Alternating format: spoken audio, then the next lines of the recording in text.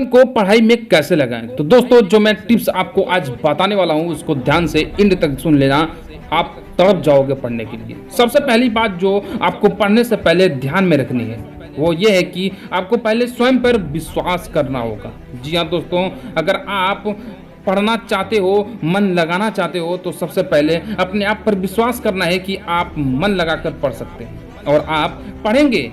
आप हमेशा इस बात का ध्यान रखना कि पढ़ाई में मन लगाने के लिए सबसे पहले आपको इस बात पर विश्वास करना पड़ेगा कि आपको पढ़ाई की ज़रूरत है और आपको मन से वो काम करना ही करना है। क्योंकि अगर आपका पढ़ाई के प्रति सकारात्मक रवैया नहीं होगा तो निसंदेह आप ज़्यादा देर बिल्कुल भी मन लगाकर नहीं पढ़ पाओगे। तो इसीलिए सबसे पहले आपको इस बात को समझना है कि अब आप मन से पढ़ेंगे और जितना भी पढ़ेंगे उसमें कुछ न कुछ नया सीखने की कोशिश करेंगे। और मेरा यकीन मानिए कि आपके भीतर ये विश्वास जितना अधिक रहेगा आप उतने ही अधिक समय तक पढ़ाई में मन लगाकर पढ़ पाएंगे। इसलिए आपको एक पॉजिटिव माइंडसेट के साथ ही अपनी पढ़ाई शुरू करनी है। तो यह तो ठीक है कि आपको पॉजिटिव माइंड से बनाना है और हो सकता है कि इस आर्टिकल को यानी वीडियो को देखने के बाद जब आप पहली बार पढ़ना स्टार्ट करोगे तो आपका पॉजिटिव माइंडसेट ऑलरेडी होगा, लेकिन हर बार तो ऐसा नहीं ना होगा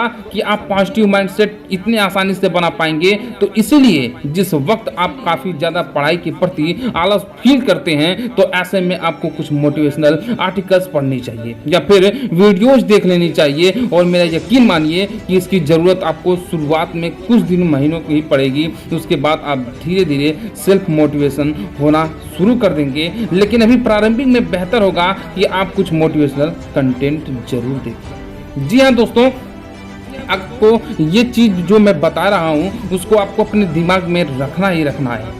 तो दोस्तों पढ़ाई से पहले उन सभी जरूरी चीज़ों को आप इकट्ठा कर लीजिए जिनकी आपको ज़रूरत होने वाली है। आपकी सब्जेक्ट रिलेटेड बुक्स, नोटबुक्स और पेन्स, आज इन सब चीज़ों के साथ साथ अगर आप ऑनलाइन स्टडी कर रहे हैं तो फिर कोशिश कीजिए पावर कनेक्शन के कुछ पास ही बैठने की, ताकि आपको चार्जर वगैरह के लिए बार बार पढ़ाई से उठना ना पड़े।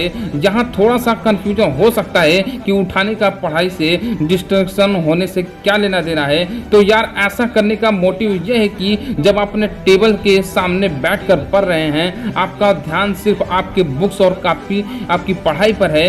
और लेकिन जब आप अपनी जगह से उठते हैं, किसी चीज के लिए इधर उधर जाते हैं तो आपकी नज़र और भी कई सारी चीज़ों पर पड़ती है। एग्जाम्पल के लिए मान लीजिए कि आप पढ़ रहे थे और अचानक आपको एक बुक की ज़रूरत पड़ गई और आप उठकर उस बुक को लेने दूसरे कमरे में चले गए जहां की आपका भाई टीवी पर कपिल शर्मा शो देख रहा था। आपकी नज़र वहां गई और आप भी उस शो को ही देखते रह गए और हो गई पढ़ाई। इसीलिए बहुत ज़्यादा ज़रूरी है क्या पढ़ने से पहले आपकी सारी रिक्वायरमेंट चीज़ों की इकट्ठा कर लेना ही चाहिए। इससे भी अच्छा यह हो सकता है कि आपकी पढ़ाई की टेबल के पास या कि एक बुक शेल्फ हो जहां की आपकी ज़रूरत की सारी किताबें रखी जा सकें और वहीं कहीं आप अपनी पेन वगैरह भी रख दें। जी हाँ दोस्तों, उम्मीद करता हूँ ये मेरी बातें आपको समझ में आई होंगी। तो दोस्तों आगे का ऐसे ही कंटेंट मैं अगले पार्ट में देता रहूँगा। वीडियो लाइक नहीं की तो वीडियो लाइक कर देना, चैनल को सब्सक्राइब नहीं किया तो चैनल को सब्सक्राइब कर देना। मिलते हैं नए वीडियो में नए कंटेंट के साथ।